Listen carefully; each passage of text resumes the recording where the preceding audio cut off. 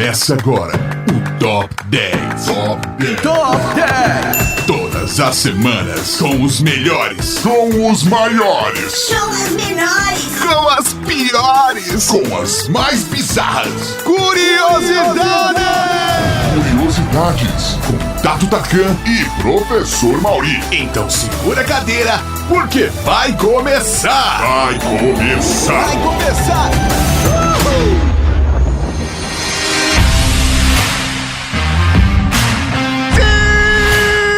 Sejam bem-vindos a mais um Top 10. Eu sou o Tato Tarkan e aqui do meu lado o famoso Professor Mauri.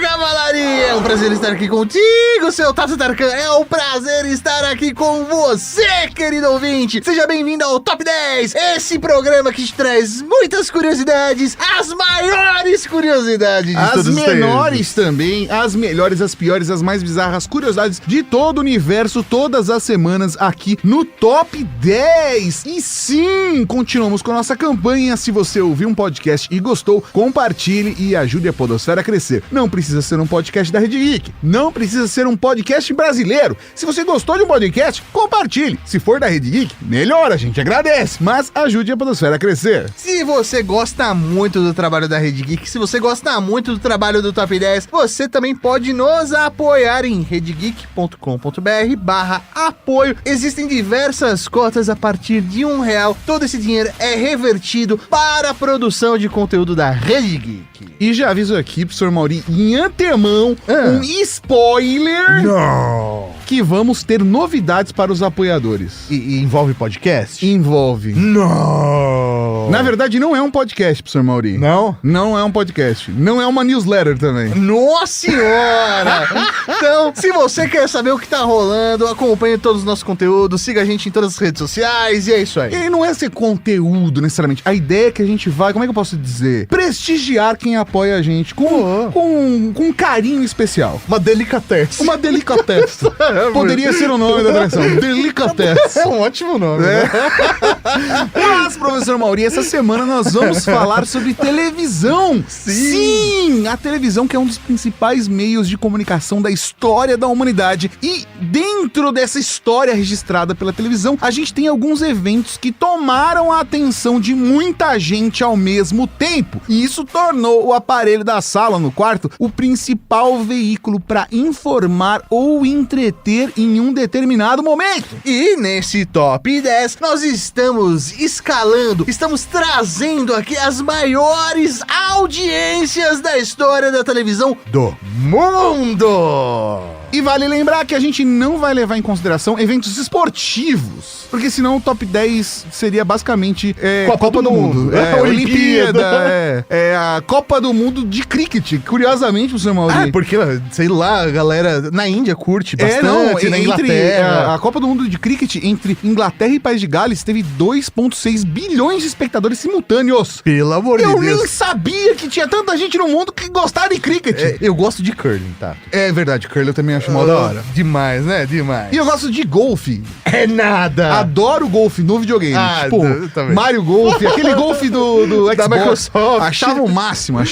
E pra fazer a classificação do nosso Top 10, estamos levando em consideração o total de pessoas que assistiram o evento televisionado de acordo com os sistemas de medição de sua época. Vale deixar claro que sempre tem algumas variaçõezinhas, nem tudo pode ser considerado, como é que eu posso dizer, escrito na pedra. Exato, um número exato. Porque felizmente nossos aparelhos de televisão não mostram o que a gente tá assistindo pra todo mundo. Mas existem meios de registrar isso, como por exemplo o Ibope, que é super famoso no Brasil. Existem várias discussões no meio sobre como o Ibope funciona, mas pra deixar aqui meio que referenciado, basicamente algumas pessoas ao redor do Brasil têm um aparelhinho em casa que registra o canal que você está assistindo. E essas pessoas representam a audiência de acordo com faixa etária, classe social e diversos outros aspectos. Tem o Nielsen também, né? Tem várias dessas empresas que fazem essas avaliações. Então, dependendo da porcentagem de pessoas com esse aparelhinho em casa que está assistindo um determinado programa, isso define um número da audiência, no caso, pontos de Ibope. E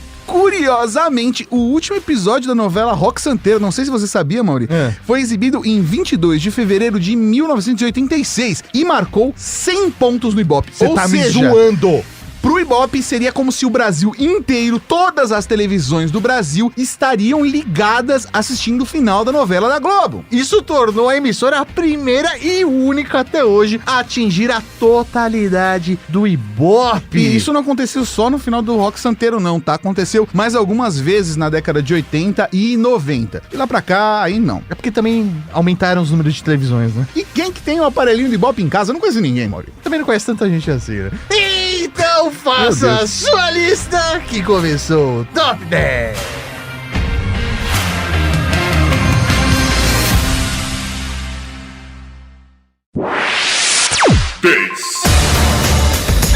A 10ª colocação, abrindo o Top 10, senhoras e senhores, o resgate dos mineiros chilenos. Que é a versão brasileira de O Resgate do Soldado Ryan. Não, a história é triste, Mas é que o título dela me gera, assim, muita confusão. Porque a gente tem o estado de Minas Gerais. Exatamente, os mineiros chilenos geram uma confusão gigantesca na minha cabeça. Mas vamos ao fato. Em 5 de agosto de 2010, 33 mineiros chilenos ficaram presos. Profissionais, como é que eu posso dizer? Profissionais da mina, né? Vamos, chilenos. Vamos só pra...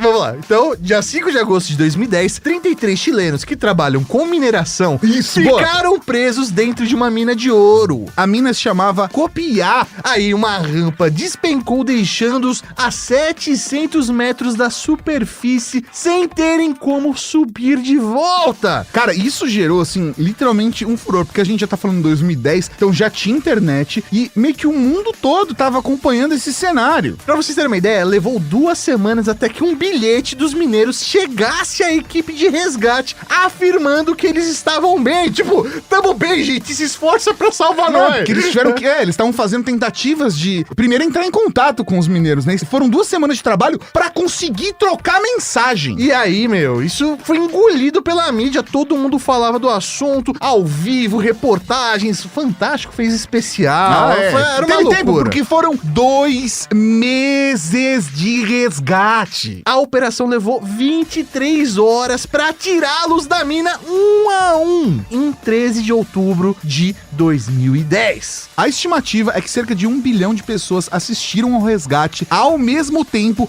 enquanto ele estava sendo transmitido ao vivo no dia 13. É muita gente.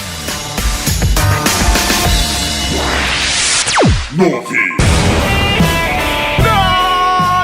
Colocação, vamos com Roger Waters com o show The Wall, live in Berlin. Caraca, essa me surpreendeu. Você não sabia, Maurício? Não sabe, eu sabia que o show do, sei lá, Pink Floyd, que era a banda do Roger Waters, dava pra ver do espaço, né? Existe esse mito, né? Era tantas luzes. Era o show do Pink Floyd e a muralha da China, exatamente. As duas coisas que você pode ver do espaço acontecendo. Então, pra você que não sabia, Roger Waters é famoso por suas turnês psicodélicas ao redor do mundo, já tendo inclusive passado no Brasil algumas vezes. E em 21 de julho de 1990, ele fez seu show The Wall em Berlim, comemorando a queda do muro de Berlim, que havia ocorrido 8 meses antes. O show foi feito numa área que, durante a divisão da Alemanha, né, entre a Alemanha Ocidental e a Alemanha Oriental, ficava bem na terra de ninguém, né, ou no meio do caminho ali. O espetáculo recebeu mais de 450 mil pessoas e também foi transmitido ao vivo pela televisão, juntando mais de 1 bilhão de espectadores em diversas partes do mundo. E assim como na turnê do álbum The Wall, foi construído o set com uma parede gigante que vai sendo demolida conforme o show vai acontecendo. Aquela parada bem simbólica mesmo. A performance em Berlim virou também CD, obviamente DVD e obviamente hoje você deve encontrar no YouTube. Né? É verdade. Hoje em dia, cara, não pode dar mole que tá no YouTube.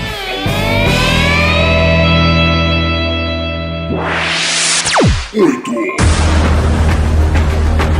Na 8ª colocação, vamos com a luta entre Muhammad Ali e George Foreman. Mas qual era o problema? O Muhammad Ali não tava conseguindo ligar a sanduicheira? Antes de virar sanduicheira, George Foreman... Ele é um Transformer. Ele é um Transformer. Ele é um Transformer. Porque muita gente só conhece George Foreman como aquela sanduicheira, aqueles grills domésticos, né? Isso é uma coisa muito dos anos 90 pros anos 2000. Eu acho que hoje em dia não tem mais anúncio do George Foreman como tinha antigamente. Eu acho que né? você consegue comprar George Foreman na Polishop ainda, viu? É bem capaz que sim, porque a Polishop sempre foi um dos distribuidores oficiais do George Foreman no Brasil. Do George Foreman, a churrasqueira elétrica, o grill, sei lá o nome que se dá pra isso. Mas o ponto é que isso foi um furor, né, numa determinada década, e a galera que hoje é jovem adulta tem essa recordação, às vezes, da sanduicheira, mas não sabe que o George Foreman era um lutador de boxe. Assim, né, o George Foreman, assim como o Ali, eles foram grandes lendas do boxe. E quando colocaram esses dois caras pra lutar juntos no dia 30 de outubro de 1974, na República Democrática do Congo, Na época era do Zaire, mas tudo bem. o negócio foi, assim, parou o mundo. Tá, o Rumble in the Jungle. É como a luta foi intitulada na época. Meu, de verdade, o mundo queria saber quem ia ser o grande vencedor. Aliás, tá, vale citar aqui que o confronto foi um dos primeiros eventos realizados pelo lendário promotor Don King, que era uma figura, assim, excêntrica, né? Excêntrica é uma palavra ótima. Excêntrica exatamente. A luta valia o título do peso pesado, que Ali tinha perdido após ser proibido de lutar durante 3 anos e meio por ter se recusado a se alistar no exército dos Estados Unidos. Isso ele fez também pra reforçar sua posição contra a guerra do Vietnã, né? Teve toda uma questão de posicionamento político, sim, na época, porque tinha todo um movimento pacifista nos Estados Unidos e mesmo assim o governo teve essa empreitada de invadir o Vietnã, de ter a guerra do Vietnã. Foi uma situação bem complexa e isso valeria um programa à parte pra explicar as complexidades da guerra do Vietnã. É isso aí, depois do banimento, o Ali tentou ainda recuperar o seu cinturão, mas ele acabou perdendo, né? Sim, e ele perdeu pro Joe Frazier. E, enquanto isso, o Foreman era um nome cada vez mais famoso no mundo do boxe. E pouco depois que o Frazier enfrentou o Ali, né, o novato nocauteou o campeão e pegou o título pra si. E o George Foreman também tinha vencido o Ken Norton por nocaute, que era o único outro cara de ter ganhado do Muhammad Ali até aquele momento. Então a expectativa pra luta era gigante. Gigante. Poxa, peraí, cara, o George Foreman já ganhou do Ken Norton, o Ken Norton é o único cara que ganhou do Muhammad Ali, e aí teve uma treta. E o que aconteceu, né, na luta em si, provavelmente foi o que inspirou o Stallone a escrever Rocky Balboa 2 anos mais tarde, né? O Ali sabia que o Foreman era muito mais forte e que não ia ser páreo pra ele no mano a mano, então ele decidiu cansar o Foreman ao máximo, contando com o fato do outro lutador nunca ter encarado uma luta longa. Porque o cara era bom, né? Não durava muito. O oponente sempre caía. Mas vamos ver depois de vários rounds. Nesse caso, né, a luta durou 7 rounds e Ali ficou nas cordas, apenas recebendo socos de Foreman, se esquivando como podia, mas apanhando muito, enquanto levava uma surra, provocava o Foreman dizendo coisas como: é só isso que você tem? Disseram que você batia mais forte. Ou, minha mãe bate mais forte que você.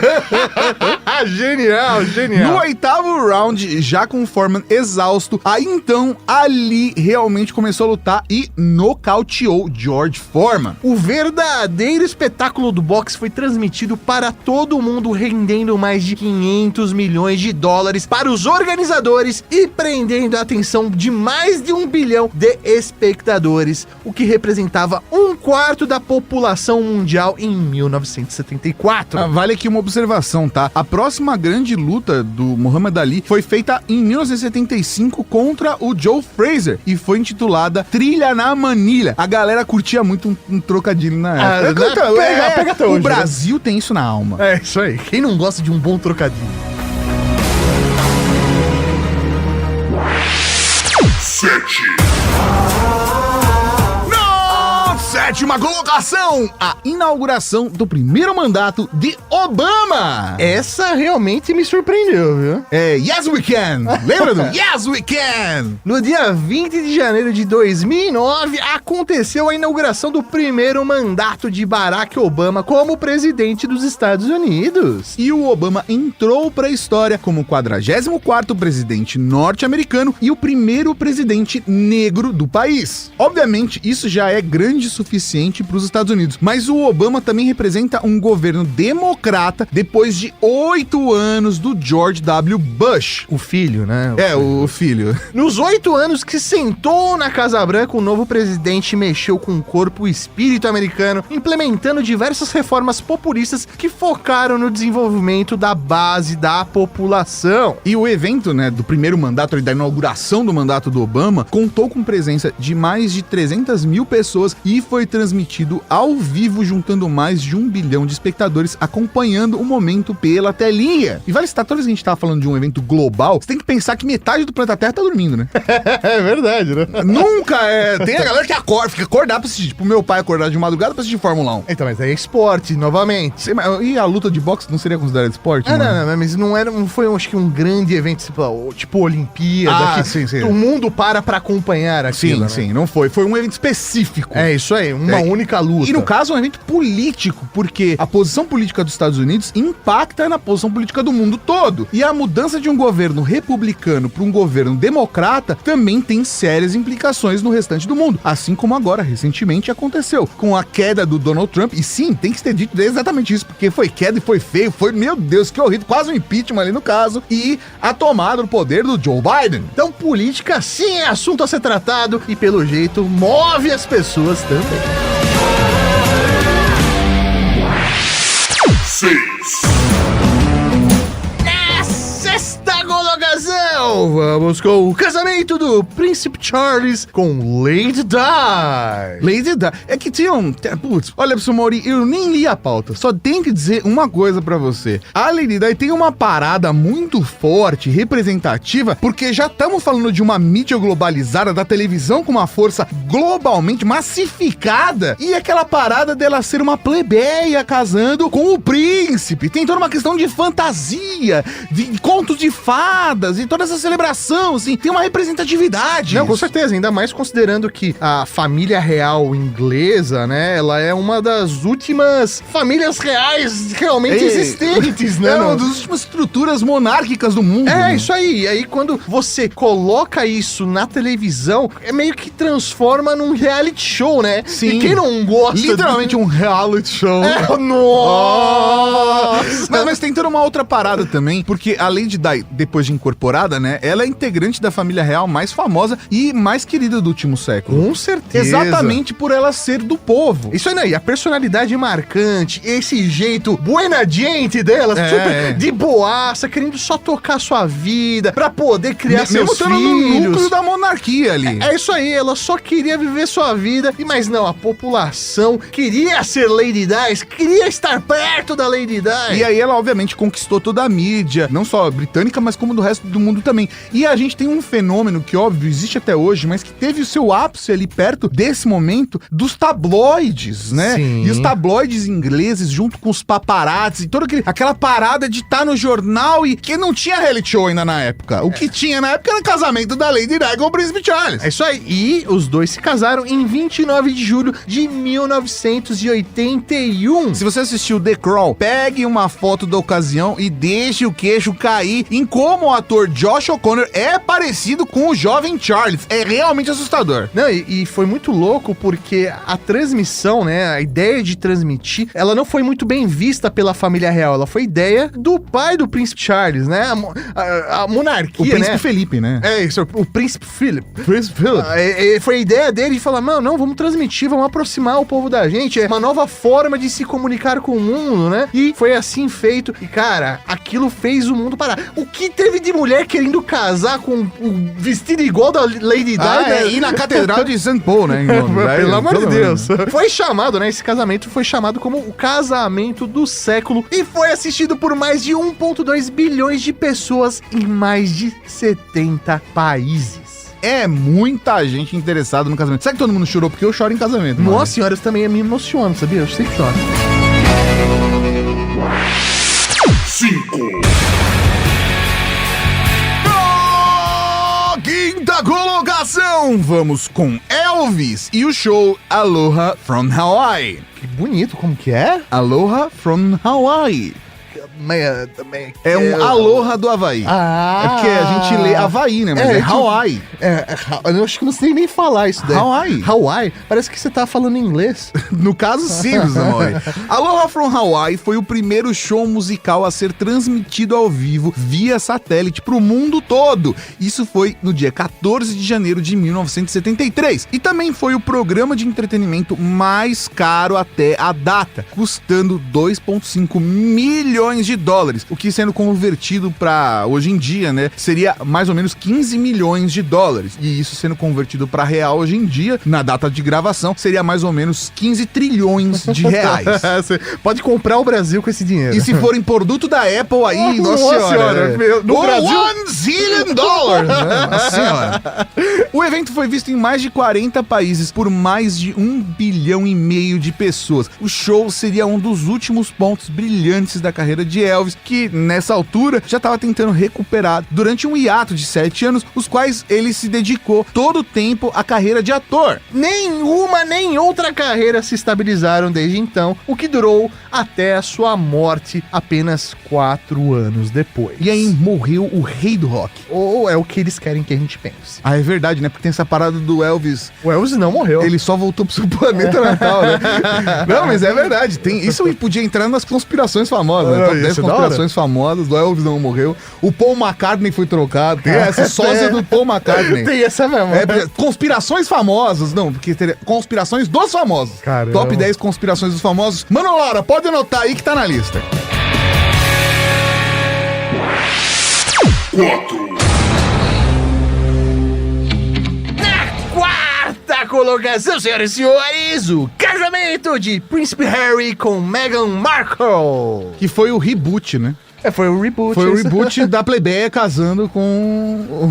É isso aí, a gente falou lá atrás, né? Quanto tinha sido famoso o casamento do Charles com a Diana e tal, que isso foi um hit da coroa em audiência e tal, até chegar o Harry e a Meghan. O neto da rainha Elizabeth casou com a atriz Meghan Markle no dia 19 de maio de 2018, numa atitude polêmica para a família real, tão engessada e tradicionalista quanto ela pode ser, né? E de acordo com os tempos atuais, desde o início do seu relacionamento, Meghan e Harry deram uma mexida nos protocolos do casório da coroa, chamando a atenção da imprensa e do povo. É estimado que esse casamento tenha custado algo em torno de 32 milhões de libras, ou numa conversão real oficial no dia de hoje, 230 milhões de reais. E esse auê todo gerou uma audiência global de 1 bilhão e 900 milhões de pessoas, desbancando tanto seus pais quanto o próprio irmão de Harry, William, que tinha se casado com a Kate Middleton em 2011. É isso mesmo, o quarto evento mais assistido na televisão foi um casamento, senhoras e senhores. Mas se preparem que os eventos bonitinhos e fofinhos acabam por aqui. O que de fato faz as pessoas irem pra frente da televisão, infelizmente, é a desgraça. É verdade. E olha, quero dizer o seguinte, a gente tem que melhorar isso, humanidade. Porque é uma parada que, pelo amor de Deus, viu? Principalmente programa de desgraça. Eu fujo de programa de desgraça. Gente, não faz bem pro coração. Mas o top 3 dessa lista discorda de você, tá? 3. Terceira colocação, vamos com o funeral de Michael Jackson. É, a gente falou do rei do rock, agora é o rei do pop. É isso aí. E o rei do pop, o Michael Jackson, morreu no dia 25 de junho de 2009 por conta de uma parada cardíaca, que foi possivelmente induzida pela tonelada de remédios que seu médico pessoal administrava ao astro para ajudá-lo a dormir, e tudo opioide. Seu funeral foi feito no dia 7 de julho no ginásio Staples Center de Los Angeles e contou com a presença de amigos próximos, família e 8.750 fãs que foram selecionados aleatoriamente entre os mais de 1,5 milhões que se inscreveram para comprar ingressos. Sim, teve venda de ingresso pro funeral do Michael Jackson. O cara foi explorado da infância até a morte. Não, né? é impressionante, cara, é impressionante. E o evento, de fato, foi um show, porque teve performance de Mariah Carey, Stevie Wonder, Lionel Richie, Jennifer Hudson, Usher, Jermaine Jackson e todo mundo cantando música do Michael, né? E, obviamente, foi transmitido pela TV. Pra vocês terem uma ideia, o funeral teve mais de 2 bilhões de espectadores. 2 bilhões! Imagina uma live no YouTube com 2 bilhões de espectadores, seu Mauri. É muita gente. E com Que certeza... tem que traduzir pra galera mais jovem, né? Imagina uma live no YouTube com 2 bilhões de pessoas assistindo na TV. Imagina o QR Code, o que ia ficar arrecadando ali, mano. E o superchat, imagina. Muito superchat. Não dá nem pra ler o chat, tão rápido que ia passar.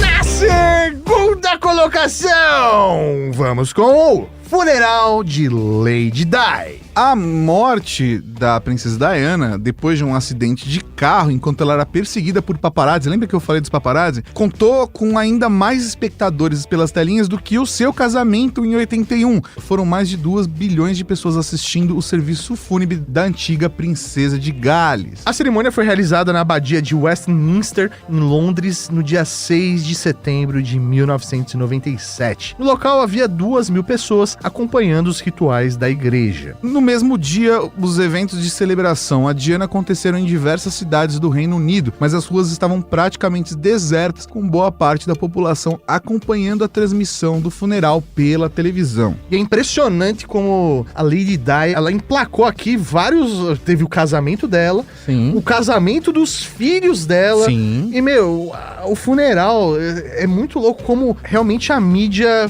ficou em cima dela do começo ao fim, né? Ou como a figura dela era forte, que atraía multidões. Com certeza. Recapitulando. E pra você que está perdido no meio de tanta coisa, de tantos fatos históricos, que até se esqueceu como a gente começou esse top 10, fique tranquilo, porque nós temos o Recapitulando. 10. Na 10ª colocação, o resgate dos chilenos mineiros que mineravam no Chile. Eu assisti essa na televisão. Eu também. 9. Na 9ª colocação, o show The Wall Live in Berlin de Roger Waters. Esse eu queria ter visto ao vivo, hein? Eu também não assisti esse, não. 8. Na 8ª colocação, a luta entre Muhammad Ali e George Foreman. Esse eu só vi vídeo depois, mas não assisti na época. Até porque eu não tava nem vivo. 7. Na 7ª colocação, a inauguração do mandato de Obama. Esse eu vi ao vivo. Essa eu também vi ao vivo. 6. Na 6ª colocação, o casamento do Príncipe Charles com Lady Di. Também não vi porque eu não tava vivo. 5.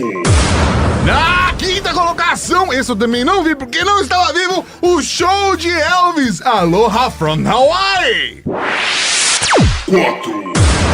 Na 4ª colocação, casamento de Príncipe Harry com Meghan Markle. Eu tava lá, Mauri. tava lá por Tava convidado. lá assistindo na frente da televisão. 3. Na 3ª colocação, o funeral de Michael Jackson. Infelizmente eu também vi na TV. Eu também vi. 2. Na 2ª colocação, o funeral de Lady Di. Esse eu me lembro, senhora. Foi ter aquelas fotos do acidente no túnel. Né? E as teorias de conspiração Então, também. pra mim isso foi arrumado ali, viu? Foi ajeitado. E na primeira colocação do Top 10, o ataque às Torres Gêmeas. Cara, é impressionante. Impressionante como não é o pouso do homem à lua, que na cabeça tava pouso no homem à lua em 1969 é um fato extremamente marcante. Não tá na lista por quê? Porque não tinha nem 200 milhões de pessoas assistindo ao vivo. Acho que não tinha tanta gente com televisão. Exatamente. Assim como, por exemplo, um mega marcante foi o acidente do Senna. É isso aí. Que é um fato, tipo, muito concentrado. Muito específico e tal, né? Que é marcante pra gente como brasileiro. Mas o ataque às Torres Gêmeas, cara, quem tava vivo sabe onde tava e o que tava fazendo quando aconteceu. O que tava vestindo foi um fato tão marcante que está registrado na memória de quem estava vivo naquele momento. O dia 11 de setembro de 2001 mudou muita coisa no mundo e certamente se tornou um marco histórico. Quem nunca ouviu a pergunta: o que você estava fazendo no dia 11 de setembro de 2001? Você sabe o que você estava fazendo, Maurinho? Cara, eu sei o que eu estava fazendo. Sabe o que eu estava fazendo? O quê? Eu estava prestando uma prova para entrar no colégio militar, na Academia de Cadetes do Ar da Força Aérea Brasileira. Que deu errado, no caso.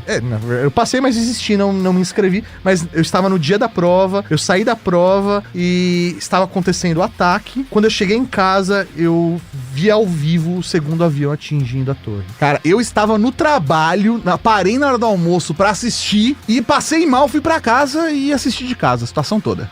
Foi muito complicado. E foi mega marcante porque provavelmente foi o maior atentado terrorista do século XXI. O ataque às Torres Gêmeas do World Trade Center em Nova York aconteceu sob as câmeras de praticamente todas as redes de notícia do planeta, que transmitiam ao vivo a primeira colisão como se fosse um acidente bizarro. E depois do segundo avião atingir a Torre Sul como um ataque. Então se tinha muita desinformação, não proposital, mas desinformação porque não sabia o que estava acontecendo. Surpreendeu todo mundo, ninguém esperava aquilo. E teve um outro avião que sumiu, teve uma outra parada que destruiu parte do Pentágono, e muito dessa história ainda parece estar mal contada, né? E pra quem tava lá ainda acompanhando ao vivo, foi um evento mega marcante. Pra você ter uma ideia, mais de 3 bilhões de pessoas estavam acompanhando a cobertura ao vivo dos acontecimentos naquele dia, que eram transmitidos de Nova York e também de outros pontos do ataque, como por exemplo o Pentágono. Mas agora eu quero saber o que você que está ouvindo o Top 10 estava fazendo no dia 11 de setembro de 2001. Conta pra gente, mande uma mensagem em áudio no nosso WhatsApp 11 98765 6950. Não esquecendo de se identificar, falar nome, cidade e ocupação, porque você pode ser citado no Saque, o Serviço de Atendimento à Cavalaria. É o nosso outro podcast onde a gente troca ideia com a galera, mas eu queria muito saber a experiência de vocês, porque, poxa, a gente trocou uma ideia aqui com o pessoal. O roteirista também viu o segundo avião bater ao vivo, que nem eu, que nem o Mauri. Mano, Laura tava na escola. Parou a aula pra assistir. Parou a aula pra dizer o que aconteceu com você. Manda pra gente, porque eu fiquei mega curioso. Eu tô me sentindo um youtuber agora. Aproveita, se inscreve no canal, deixa um joinha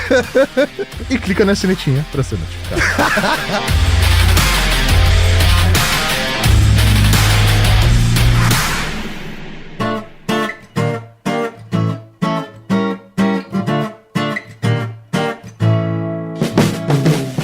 E aí, você gostou desse podcast? Compartilhe, ajude a Podosfera a crescer. Contribua também enviando sua sugestão de pauta ou comentário em áudio pelo WhatsApp 11 98765 6950. Não se esquece de dizer o seu nome e de onde está falando. Seu feedback vai poder aparecer no nosso programa de sábado, o Serviço de Atendimento à Cavalaria. Esse episódio foi realizado graças ao apoio de outros ouvintes como você. E para saber como apoiar nosso trabalho também, acesse redegeek.com.br/apoio. A direção e a apresentação são do Tato Tarkan e do professor Mauri. A produção é da Laura Canteiras e da Letícia Martim. A pauta e a pesquisa são do Fernando Baroni.